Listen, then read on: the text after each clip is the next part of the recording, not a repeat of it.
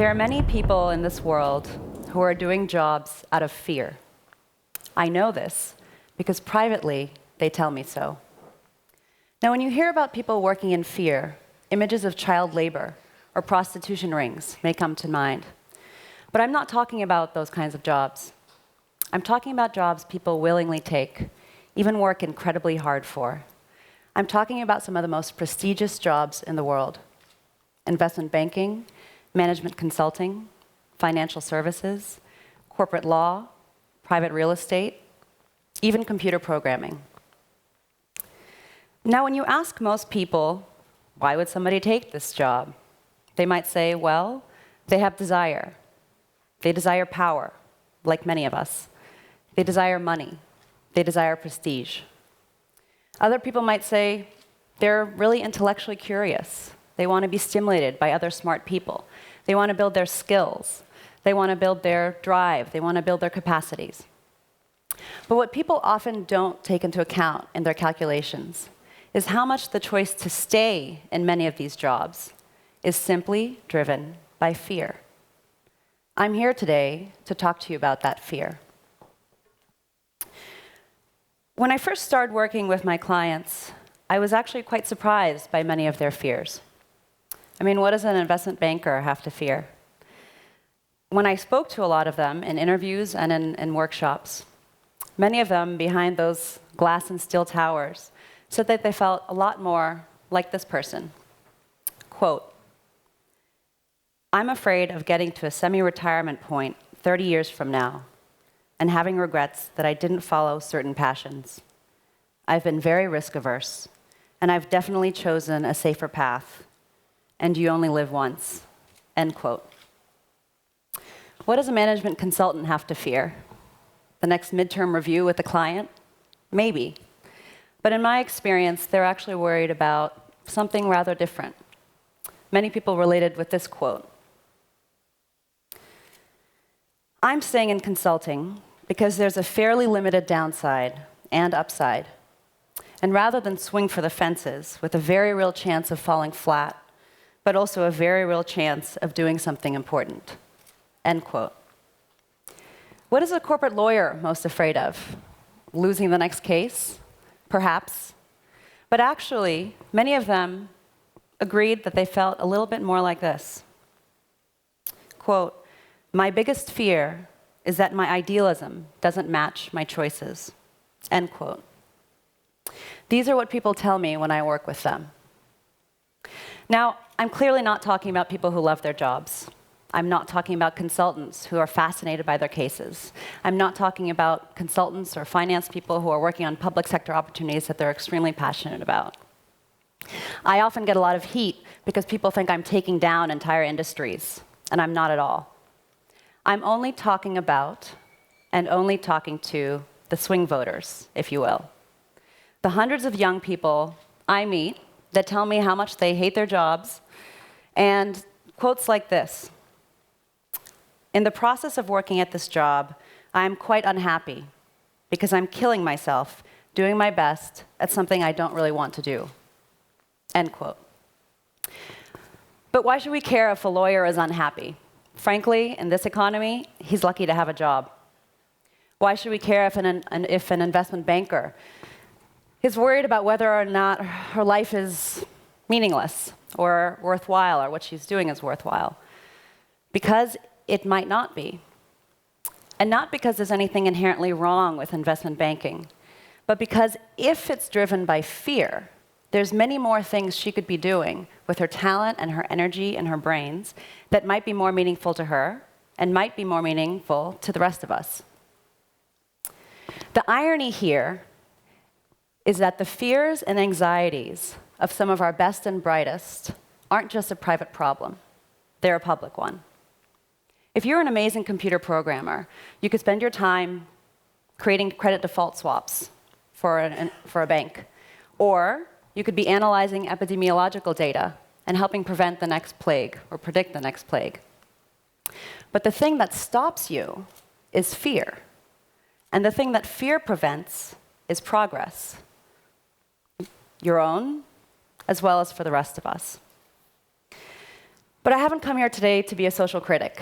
I've actually come here today to offer a few ways forward to help you quit your life and, fortunately, reboot. My name is Priya Parker, and I run a company called Thrive Labs that works with people with these kinds of fears and studies the nature of these fears to gather some insights and see how you can overcome them and how you can quit your life and reboot. Here are 7 of them. The obituary test, the passion comic strip, the backward elevator test, the life sentence, the dwindling cash experiment, the habit of helping others, and 7th, the farewell party evite. A lot of the experiments that I've developed is based on experiments I've learned and built on during my graduate work at MIT and Harvard. I call my sessions with clients labs, and in these labs we try quirky experiments based on the best research in neuroscience, business management, conflict resolution, and the arts, to see if we can make big change feel small and achievable. The driving question of every lab is this: what is the biggest need in the world that I might have the passion and the capacity to address? Now, there's 2 sides of this question. First, the internal. What is my passion? What drives me? What makes me come alive? And second, and very importantly, is the external. What is actually happening in the world? The goal of every lab is to align the internal with the external. Here are 7 of the most effective tools I've seen to help you quit your life and reboot. The first, take the obituary test and make sure you pass. Now, what this means is literally to write down a 600-word obituary in the style of your favorite newspaper. A recent interview in the New York Times magazine interviewed a guy named Jonathan Butler. He was a former banker, and he's now started one of the most popular flea markets in Brooklyn, which is where I live. And in this interview, he said this, quote, "I am ambitious about making a lot of money, but none of that stuff passed the obituary test. I didn't want my obituary to read that I had been a vice president of Merrill Lynch for 40 years, end quote. If you want to figure out what to do with your life, work back from your death. Rather than asking what kind of career do I want to get and building your life around that, ask the question, how do I want to have lived, and start from there. Tool number 2, the passion comic strip. One of the biggest fears that people tell me, often very quietly, as it's a dirty little secret, is that they're afraid that they have no passions. And that if they actually really dug, they'd find that they're just kind of bland. So draw a comic strip. Even if you're not sure what you're passionate about, I guarantee that there's somebody in your life, likely people who have known you for a long time, who do. Interview 5 to 10 people in your life. Again, somebody that's known you for a long time, like your grandparents or your parents possibly, and ask them this question. When have you seen me most alive? Just simply, when have you seen me most passionate? How have you seen me develop my passions or let them go over the course of my life? And then draw it out in a comic strip form. Drawing this out does a couple of things. First, it taps into a different part of the brain than writing does. And second, often seeing images is a lot more powerful than seeing words on a page. It's a lot more memorable. Also, drawing a comic strip, if you're anything like me, it will end up in stick figures, and you're guaranteed not to take yourself too seriously in the process of quitting your life and rebooting. Tool number 3, get comfortable with discomfort.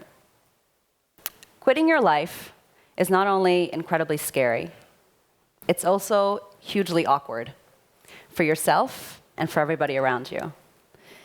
So one of the things I tell people is to literally build your discomfort muscles. And here are 3 ways to build them. First, the next time you're in a bank or in a grocery store and you're standing in line waiting, rather than texting on your phone or tweeting, start singing. And just see what happens. You don't have to sing really loudly, but sing audibly.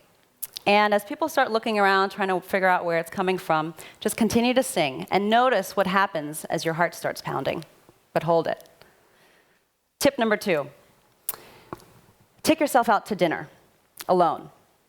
For some of the people, this isn't very scary. But for many people, you've probably never dined alone in a restaurant on purpose if you're not on a business trip. So make a reservation, go to a restaurant, and without reading material, without a telephone, without a phone, and without apologizing to the waiter while you got stood up, have a full dinner alone and just see how it feels. Tip number 3, this is one of my favorites. It's from a woman named Olivia Fox-Caban, and this is the backward elevator test. So when you walk into an elevator, normally when you walk into an elevator and there's other people there, there's a prerogative, you turn around and you all stare at the door. What I want you to do is to walk into an elevator, and when everybody else turns around and stares at the door, just keep facing the back. And you'll notice very quickly how uncomfortable everybody else gets, and also how awkward you are. Now, why am I telling you to do these strange little hacks? Because they're actually building your muscle of discomfort. And in my life and in my work, the people who are able to actually quit their life and reboot, it's not that they don't feel fear. They've just simply found ways to manage it, to feel and notice the anxiety and keep going. Tool number 4, give yourself a life sentence. Organizations have mission and vision statements, and the best ones live by them. Historically, many of us got our values through institutions that we belong to over the course of a lifetime. But for a variety of reasons, a lot of those institutions play a smaller role now or have fallen away. Therefore, it's even more important to start thinking from the inside, what do I value? What is my purpose, if I had one? And what do I most want to show up being? So a life sentence has 3 parts. The first, what are the qualities or values that I want to bring with me, regardless of whether I'm with my family or at work? Second, what is it that I actually do? And third, to what end? Why? When I work with people, they say that this is both the hardest practice to do. It often takes us 3 or 4 grueling hours to word craft it out, and then a few weeks for them to go back and test it out themselves. But also that it's one of the most effective and powerful in terms of making decisions, because it allows you to have a filter. Should I take this job, or how is this relationship for me? Does it take me closer or further away from my life sentence? One comedian client I worked with, after a series of labs, came with this sentence, and I asked his permission if I can share it with you all, and he said yes. Quote, "With integrity and passion, I use comedy and storytelling to expose the truth, acknowledging its significance, drawing in others, and inspiring them to be the world they want to see." End quote. He used this sentence to quit a prestigious job, launch his own company, and start a TV show. Now, this life sentence takes a lot of work. And so one of the tips I would say is to try to do it with somebody who knows you, because it's hard and it takes a lot of time by yourself. Step number 5, the dwindling cash experiment. So one of the fears that comes up over and over again, and one of the largest reasons people cite for not changing, is because of fear of income volatility, or money. Part of this process of changing is to make explicit many of the things that are often implicit in our heads. So income volatility, or basically simply how much money is enough money, is a question that's often sort of going on in the backtrack of your mind. So what the dwindling cash experiment is, it's a way to basically make explicit and actually test out, experiment, what it's like to live on 4 different incomes. So this is how you do it. First, look at your bank statements and figure out how much money you spend on average every month. Not how much money you make, how much money you spend. Then take it out in the bank, put it in an envelope, maybe hide under your mattress. And what you're going to do is this. Over the next 4 weeks, to live on different percentages of that money incrementally. So what does that mean? Say, for example, you spend $4,000 a month, or 4,000 euro a month. And so in the first week, you take out 40% of that, so $1,600. Identify how much money whether it's rent or lattes, everything that you spend on. For the really bold people here, move out of your apartment. Airbnb is one very easy way to sublet your apartment and actually go and see what it's like to live in hotels or in basically different levels. But otherwise, you can stay in your apartment. But basically, in 1 week, in the first week, spend $1,400. Go to restaurants, stay in hotels, give your friends presents. It may be more than that, maybe less than that. In the second week, spend 30% of that entire amount. In the third week, spend 20%, and in the last week, spend 10%. So if you spend normally $4,000 a month, in the last week you're spending $400 in that week, roughly $60 a day, including rent if you're going on the bold version. Now, why would you do this? Because actually living on different incomes, strangely enough, is usually knowledge we lack. And part of this process is to basically find out what it is that you're comfortable with and what it is that you can live on. Once you're done with this experiment, build out a financial model and decide how much you actually need to quit your life and reboot. Step number 6, help somebody else. Identify 5 of your friends who do the most interesting work that you know, ideally work that's different from yours, and ask them if you can spend an hour with them problem-solving their stickiest problems in their business. This does 2 things. First, it builds the habit of looking around and saying, how can I help? What can I solve? What are the problems out there? And second, it actually helps you to understand what are the problems that actually you care about and what are you good solving. Step number 7, set a withdrawal date and send out evites for the farewell party. If armies can announce far in advance when they're withdrawing from a country they invaded for all the world to hear, surely you can set out an invitation to 7 of your closest friends and tell them when you're going to be quitting your life and, importantly, rebooting. Social accountability and peer groups are actually often one of the most undertapped resources we have. So tap into them, ask them to hold you to account, and make sure you have the right peer groups, which is a lot harder. So these are 7 tools that can really help the swing voters with radical change. I frame it as quitting your life and rebooting, because in my experience, you often have to step back from your life a little bit to be able to see clearly. Now, very fortunately, I'm not the only one working on this problem. Groups like Echoing Green, the Future Project, the Bold Academy, Escape the City, are all thinking critically and creatively on how to reallocate talent to problems that matter. And in closing, this is my urge to you. Don't avoid thinking about meaning just because it scares you. Changes in the universe are very hard to make, but they're even harder to make if you don't spend time thinking about what most matters to you. If you think about history and you look back in history, understanding the costs of not doing this, imagine what would have happened if Leonardo da Vinci hadn't had clung to his plan B, or if Einstein had remained a patent officer. Changes in the universe basically need time and need space and need risk. And so what I would urge you to do is to think about what matters to you, think about what makes you come alive, and think about what's actually happening in the world. And then think critically and deeply about how you want to dive in. Otherwise, you might be cheating the future on all you have to give. Thank you.